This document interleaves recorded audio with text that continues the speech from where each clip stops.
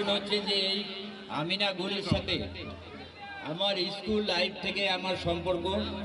আপনারা সবাই জানেন যে এই এলাকার বহু ছেলে ফুটবল খেলতো, আমরা বিভিন্ন জায়গায় যে খেলতে যেতাম তাতে আমিনা গলির ফুটবল প্লেয়ার আমাদের থাকতোই।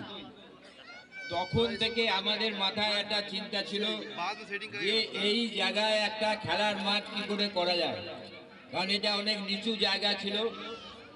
2009 সালে যখন এখান থেকে দীনেশ ত্রিবেদী আমাদের লোকসভার সদস্য হন, তখন আমরা এখানে বহু সিএসসির ছাই দিয়ে এটাকে অনেকটা আমরা উঁচু করে দিয়েছিলাম আপনাদের। তারপরে এইবার নির্বাচনের আগে, বিধানসভা নির্বাচনের আগে আপনারা সবাই আমাদের কাছে দাবি করেছিলেন এটা করে দিতে হবে। আমাদের যিনি এমএলএ, আপনাদের দ্বারা নির্বাচিত এমএলএ আমাদের রাজ চক্রবর্তী, ওনাকেও আপনারা বলেছিলেন যে মাঠটা করে দিলে আমাদের ভালো হয়। আমিও যখন এখানে প্রার্থী হয়ে আপনাদের কাছে আসি তখন আপনারাও আমাকে একই কথা বলেছিলেন, কিন্তু তখন থেকে আমাদের এই মাঠের কাজ শুরু হয়েছে। ধন্যবাদ আমাদের থেকে বেশি পাওয়ার কথা এই ক্লাবের সদস্যদের, কারণ আমরা যে মাটিটা নিয়ে এসেছিলাম একটা ছোট বড় গাড়ি করে টাটা গেটে ফেলে ছোট গাড়ি করে নিয়ে এসে মাটিতে ফেলতাম, তখন এই পাড়ার ছেলেরা সারা রাত জেগে এই মাটি এখানে ফেলিয়ে মাঠটাকে করেছে। সবচেয়ে বেশি যদি কেউ পরিশ্রম করে থাকে তাহলে এই ক্লাবের ছেলেরা করেছে।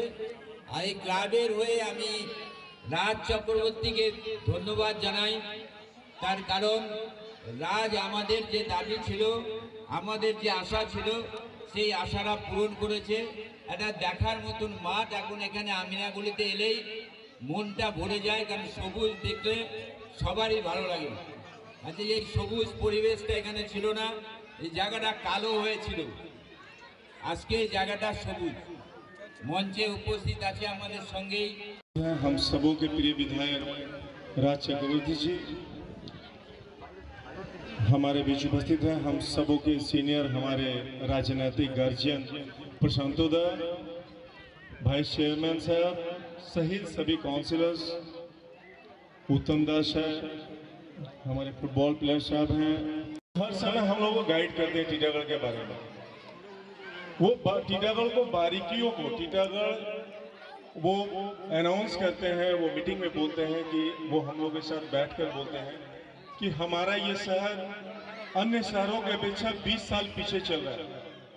इसे हम लोग को इन 5 वर्षों में वो जो 20 साल हम लोग पीछे चल रहे हैं उसको आगे ले जाना है। कैसे ले जाना है, इसका एक जीता जागता एक नमूना है हमारा ये अमीना गली 16 नंबर वार्ड का प्ले ग्राउंड।